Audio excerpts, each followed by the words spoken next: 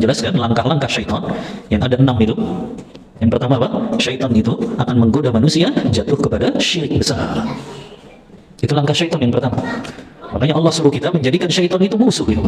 Inna syaitana kanu lakum aduwwan fattakhiduhu aduwwa. Sesungguhnya syaitan itu musuh-musuh kalian dan jadikan dia sebagai musuh.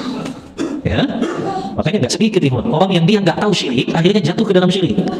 Kenapa kita selalu ingatkan tentang macam-macam kesyirikan, contoh-contoh kesyirikan, supaya kita tidak jatuh ke dalamnya. Inilah kenapa para ulama akidah selalu memenuhi kitab-kitab mereka dengan contoh-contoh kesyirikan ini. Apakah itu datang ke dukun, paranormal, meyakini amalan-amalan, apakah itu nyimpan jimat, benda keramat yang dia menyangka akan mendatangkan manfaat dan menghindarkan dari bahaya, ya? Apakah itu dengan cara minta perlindungan kepada selain Allah, kalau lewat terowongan klakson 3 kali, itu kan bagian dari kesyirikan, ya? Meyakini apa? Ada yang bisa datangin manfaat, ada yang bisa mencegah bahaya selain Allah. Maka Anda selalu katakan bahwa tidak ada orang yang paling lemah di muka bumi ini kecuali orang yang berbuat syirik kepada Allah. Orang yang dia pakai gelang di tangannya sebagai jimat, itu orang yang paling lemah. Karena dia takut tuh kalau jimatnya ketinggalan. Dia merasa nggak punya kekuatan kalau jimatnya itu ketinggalan. Makanya dia sesungguhnya orang yang paling lemah. Bukan orang yang paling kuat. Orang yang berbuat syirik itu orang yang paling lemah. Orang yang paling kuat itu orang yang tawakalnya, bersandarnya, bergantungnya hanya kepada Allah Ta'ala. Itu orang yang paling kuat. Ya, ketika ada masalah dia bergantung kepada Allah, hatinya selalu terpaut dengan Allah Ta'ala, itu orang yang paling kuat. Adapun orang yang berbuat syirik, itu orang yang paling lemah, dia bergantung kepada makhluk selain Allah Ta'ala. Ya, nah, ini kan langkah pertama. Langkah kedua apa? Kalau dia nggak berhasil menggoda orang jatuh kepada kesyirikan, dia akan goda orang itu untuk jatuh kepada bid'ah, amalan-amalan yang tidak ada tuntunannya. Ini syaitan nih kerjaannya. Ya, yang ketiga, kalau orang ini nggak bisa digoda dengan langkah kedua ini, digoda dengan langkah ketiga, jatuh kepada dosa-dosa besar. Dosa besar kan banyak sekali.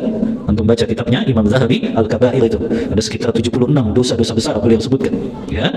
Yang keempat, kalau nggak berhasil jatuhin makhluk ini dalam dosa besar, dibuat makhluk ini meremehkan dosa-dosa kecil. Nah, ini banyak sekali, ya. Kaum muslimin yang terkenanya dengan godaan keempat meremehkan dosa-dosa kecil. Padahal kata ulama, la saghirata ma'al israr. Tidak ada dosa kecil kalau itu dilakukan terus-menerus. Ya. Yang kedua, tidak ada dosa kecil kalau itu dilakukan secara terang-terangan. Ya. Kalau itu dilakukannya terang-terangan di hadapan orang lain, maka itu bisa menjadi dosa besar. Ya. Yang ketiga, tidak ada dosa kecil kalau orang yang melakukannya adalah orang yang alim, orang yang berilmu tentang itu. Makanya dosanya orang yang berilmu itu lebih besar ya, ketika dia melakukan maksiat daripada orang yang mungkin dia belum tahu ilmunya. Dosanya ustadz sama kiai kalau melakukan dosa itu lebih besar, ya, karena dia sudah tahu ilmunya. Ya, beda dengan orang yang mungkin dia belum tahu ilmu. Ini sudah tahu ilmunya, masih juga. Makanya kata ulama, ini yang bisa menjadikan dosa itu menjadi besar. Ya. Kemudian yang kelima, kalau syaitan nggak berhasil menggoda manusia melakukan dosa kecil dan dia remehkan itu, dia sibukkan manusia dengan perkara mubah yang berlebihan. Perkara mubah itu apa?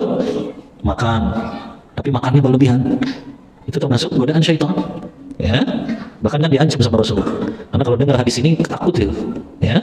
Karena Rasulullah ancam dalam hadis riwayat Tirmidzi, inna atwalan nasi ju'an yaumal qiyamah aktsaruhum syab'an fid dunya. Sesungguhnya manusia yang paling lama laparnya di padang mahsyar nanti mereka yang sering kenyang ketika di dunia. Ngeri kan? Yang paling panjang laparnya nanti di padang mahsyar orang yang sering kenyang di dunia. Nah, ini yang kelima. Yang keenam, kalau mereka nggak sanggup menjatuhkan orang dalam dosa mubah tapi berlebihan, mereka akan goda kepada orang ini jatuh pada perbuatan yang tidak utama dan dia tinggalkan perkara yang lebih utama. Contohnya apa? Dia sibuk sholat sunnah tapi dia tinggalkan majelis ilmu. Kata Imam Syafi'i, menuntut ilmu agama itu lebih utama daripada sholat sunnah apapun. Nah, ini godaan syaitan, ya. Karena kita lihat ada ya orang sibuk sholat sunnah, tapi dia tinggalkan untuk ilmu agama yang wajib, ya. Atau sebaliknya juga, dia sibuk dengan sedekah, dia nggak bayar zakat. Nah, itu godaan syaitan itu, ya. Sedekah tiap bulan, zakat yang tahunan nggak dibayarkan, ya. Dia sedekah kepada fakir miskin, tapi dia lupa kerabatnya juga ada yang miskin. Ini salah satu cara syaitan, ya, membuat tipu daya kepada manusia. Akhirnya mereka melakukan perkara yang tidak utama dan mereka meninggalkan perkara yang utama. Nah, ini kita harus ingat, yang pertama kali syaitan akan jerumuskan kita ketika kita jatuh pada kesyirikan. Di antara bentuk syirik besar adalah seseorang bersikap gulu berlebihan tadi dalam memuliakan orang saleh.